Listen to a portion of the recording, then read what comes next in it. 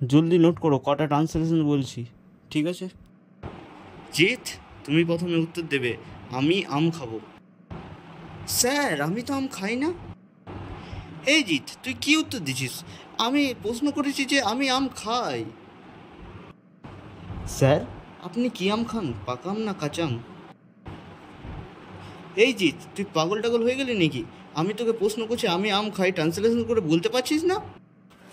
Sir আপনাকে একটা প্রশ্ন করা ছিল যে আমি আম খাই, এটা ট্রান্সলেশন কি হবে স্যার?